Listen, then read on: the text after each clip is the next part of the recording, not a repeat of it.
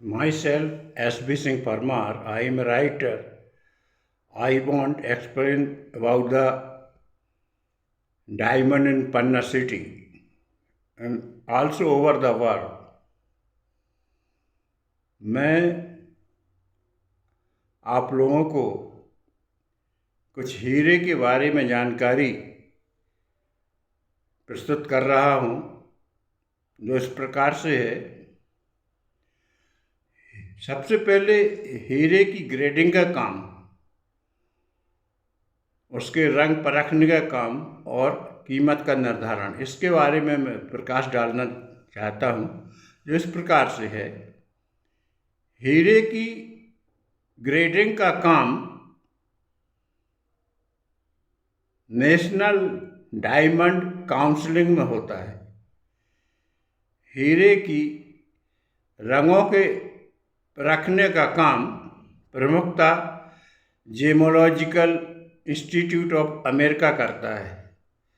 हीरों के कीमत का निर्धारण हीरे के रंग, आकार, वजन, तराशने और कटिंग जैसी पहलुओं को ध्यान में रखकर किया जाता है। दुनिया भर में 10% हीरों की कटिंग और पॉलिशिंग का काम भारत में होता है। सन 2003 में दुनिया भर की 92% हीरों की कटिंग का काम, पॉलिशिंग का काम सूरत में हुआ था। दुनिया भर में 49% हीरे दक्षिण एवं मध्य अफ्रीका में की खदानों में निकलता है, जो कि बाद में कटिंग एवं पॉलिशिंग के लिए अन्य देशों में भेजा जाता है। अभी हाल ही में लंदन के क्रिस्टीज मतलब नीलामी घर में यह घोषणा हुई कि 25 कैरेट का गुलाबी रंग का दुर्लभ प्रजाति का हीरा फिलिस्तीन की पूर्व राष्ट्रीय अध्यक्ष की पत्नी के पास मिला है, जो कि लंदन के क्रूज नीलाम घर में रखा गया है। एवं लंदन के क्रूज ने यह बताया कि 250 वर्षों से गुलाबी रंग के दुर्लभ हीरा मात्र 3 अदद 10 कैरेट से ऊपर के अभी तक लंदन के नीलामी घर में नीलाम हुए हैं। और भी दुनिया में कई किस्म के हीरे हैं जो चर्चा के विषय में बने रहते हैं, जिसमें कि मुख्य रूप से मैं 5 हीरों का वर्णन कर रहा हूँ। सबसे पहले आता है कोहिनूर। कोहिनूर की कीमत तय नहीं, वजन 21.6 ग्राम मतलब 105 कैरेट। यह भारत के था से इसका जुड़ाव और खूबसूरती इसे दुनिया भर में चर्चित बनाती है। फारसी में को-ई-नूर का मतलब होता है माउंटेन ऑफ लाइट।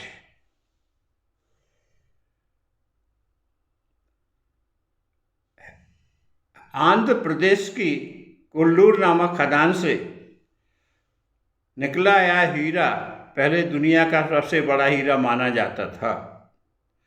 मौजूदा समय में कोहिनूर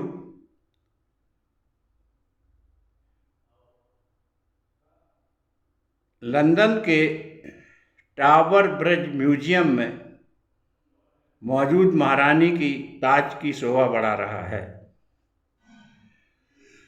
इसके बाद दूसरा आता है डी वेयर सेंटेनरी डायमंड। कीमत लगभग 600 करोड़ रुपया, वजन 54.77 ग्राम मतलब 54.77 ग्राम, carat 274 carat.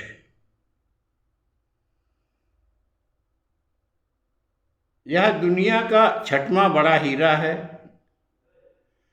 D bears company ने इसे 100वीं वर्षगांठ में जारी किया था, इसलिए इसको डी वेयर सेंटेनरी डायमंड कहा जाता है।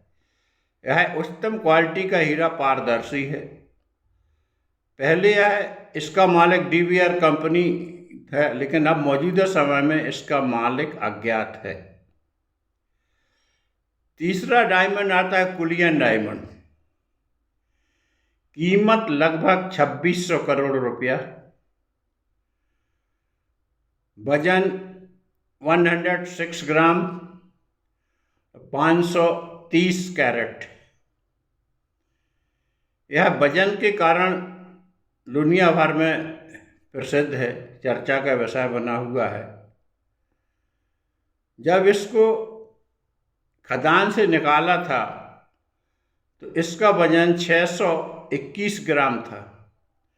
बाद में इसके काटकर कई अन्य हीरे बनाए गए।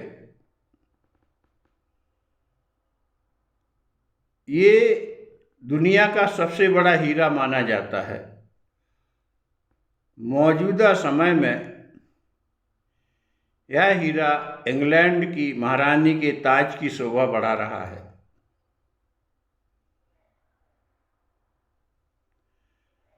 चौथा आता है आपका सैंसी डायमंड।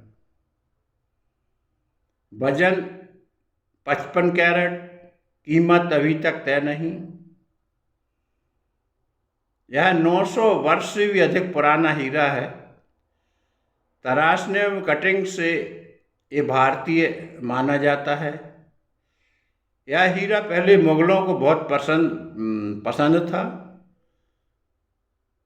पहले यह हीरा चार्ल्स बोर्ड के पास में था। सन 1477 में युद्ध में इसने इस हीरे को खो दिया था।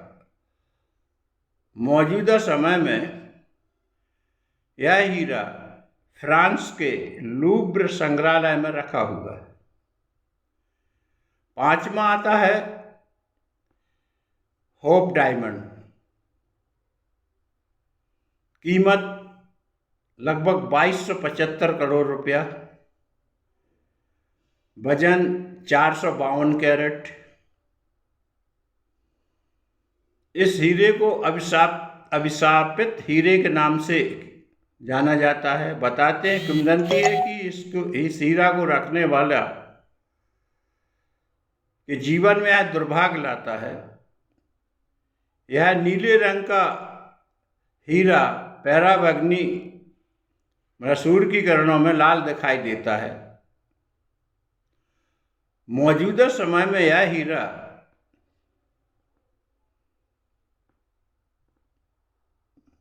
वाशिंगटन के KCDC स्मिथसोनियन संग्रहालय में रखा हुआ है। इस प्रकार से 5 किस्म के जो हीरे मैंने बताए, जो विश्व के फेमस हीरे हैं।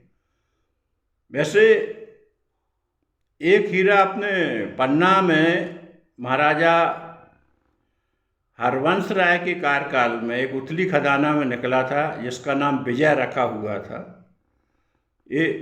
इसका वजन तो नहीं अभी रिकॉर्ड में किया गया, लेकिन इसका नाम विजय हीरा था। और ये सन 1948 तक पन्ना के तत्कालीन रियासत के राजा महाराजा यादवेंद्र सिंह के पास तक रहा। इसके बाद इस हीरे का अभी तक पता नहीं है।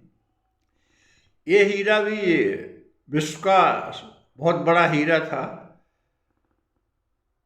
जिसको कि ब्रिटिश गवर्नमेंट ने विजय के नाम से इसका नाम रखा हुआ था। इस प्रकार से मैंने हीरे की जानकारी आप लोगों के सामने प्रस्तुत किया है।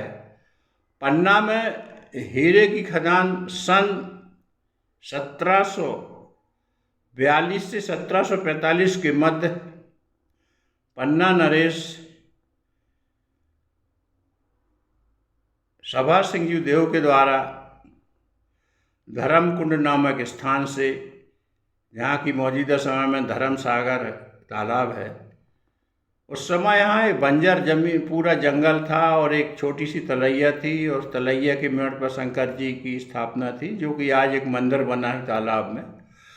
और उनने पहली खदान उस धर्म कुंड के बगल में लगाई। इसके बाद खदानों खदानों से इसने तालाब का स्वरूप हो गया। तो इनके मंत्रियों ने कहा राजा के कि राजा हजूर, इसमें तालाब ही बना दिया जाए। तो सभा सिंह महाराजा ने इसके ऊपर मेहर डाली। 7 पवित्र नदियों का इसमें गंगा जल छोड़ा गया।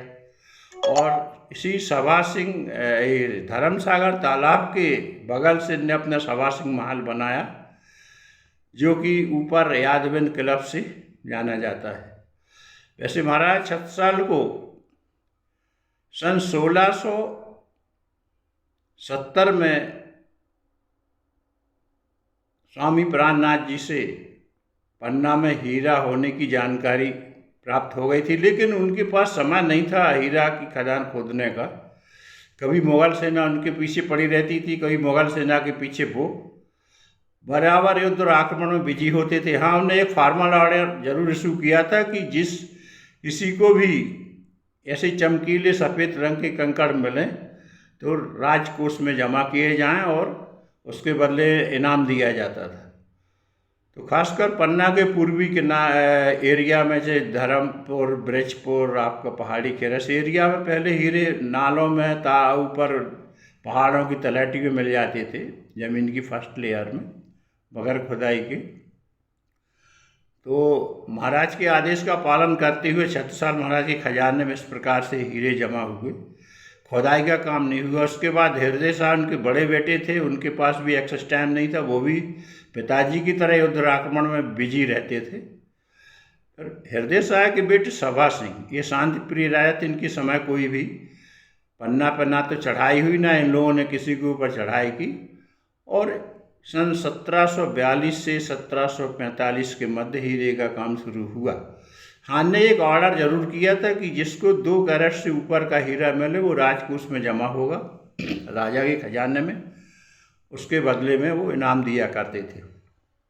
और नीचे 2 कैरेट से नीचे का हीरा जो है अलाउ था बेचने के लिए।